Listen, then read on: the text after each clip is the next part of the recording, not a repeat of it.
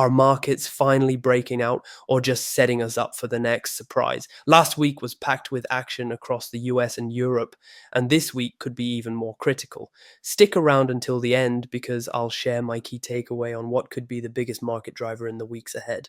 Let's start in the US, where stocks staged an impressive rally. The S&P 500 added about 1.2%, the Dow rose 1%, and the Nasdaq led the charge with a gain of more than 2%, fueled by big tech and artificial intelligence momentum.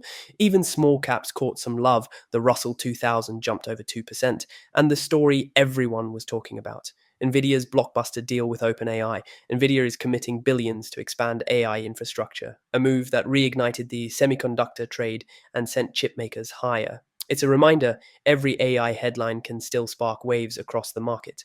But here's the twist: the bond market wasn't celebrating. Despite the Fed cutting rates by 25 basis points, long-term Treasury yields actually moved higher. That's a clear sign that investors aren't fully convinced the road to lower rates will be smooth or fast. Over in Europe, the picture wasn't as bright. Stocks managed a small rebound from recent lows, but struggled to build momentum. In the UK, markets were particularly weak, and the British pound suffered its worst week since July. A clear sign that confidence in the European outlook remains shaky. But the most important story last week wasn't corporate headlines.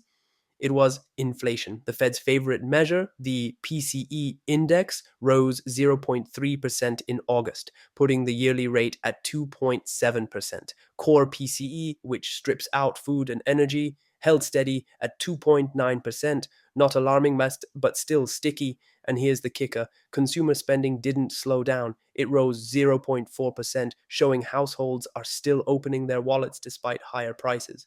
That combination, sticky inflation and resilient spending, tells us the Fed has some breathing room. They can keep cutting, but slowly, not aggressively. Currency markets picked up on this.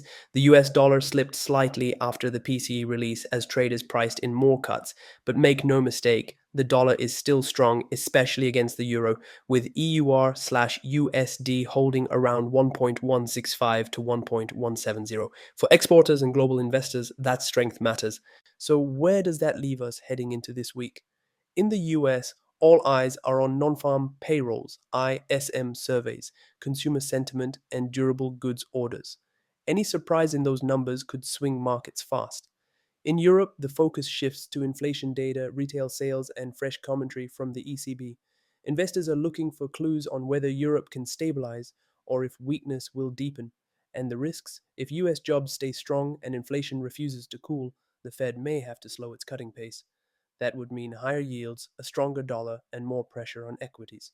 But if the data disappoints, if growth looks weaker, markets will price in faster cuts, which could spark another equity rally and soften the dollar.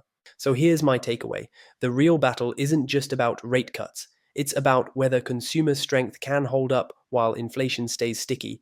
If spending cracks, the Fed may be forced into bigger moves than anyone expects. Now, I'd love to hear from you. Do you think we're heading for a breakout or just another fake out? Drop your thoughts in the comments below. If you found this breakdown useful, smash that like button. It helps a ton. Don't forget to subscribe, hit the bell so you never miss an update, and I'll see you next week when we break it all down again.